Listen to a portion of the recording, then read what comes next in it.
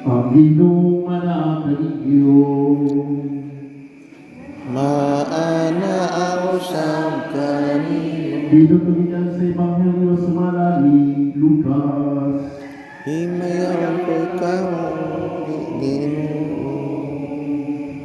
Sa panahon ni Herodes, may hari sa Judea, may usa ka pari ngalan sa Zacarias, na sakop sa pag-anong laray ni Abias.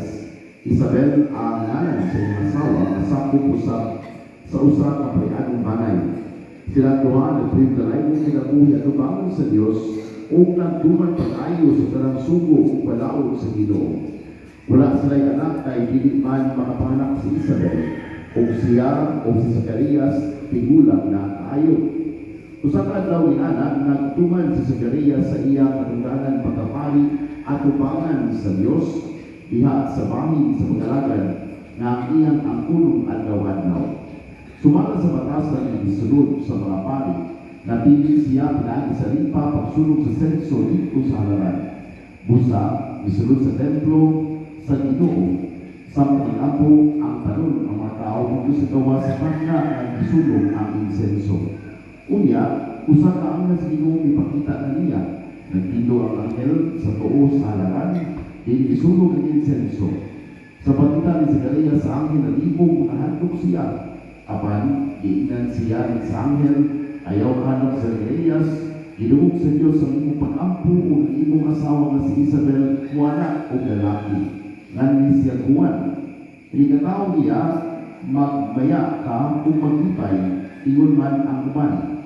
Kaya mahimok siya dako at tumangan si Ginoo. Dili kayo siya mo inom, bino o iso nga ingon. Sugat sa iyang pagkatao, mapulo siya sa Espiritu.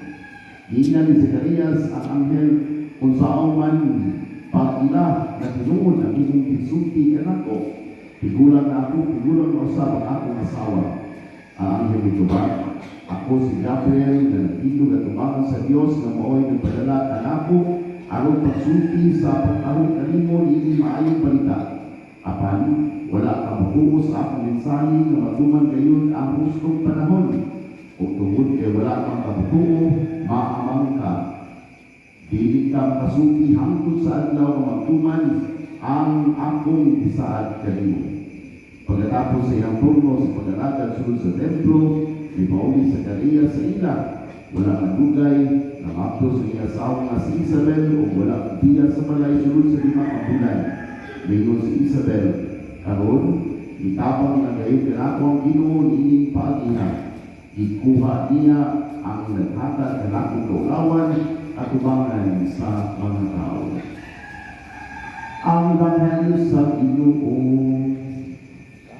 Tungkoy ka,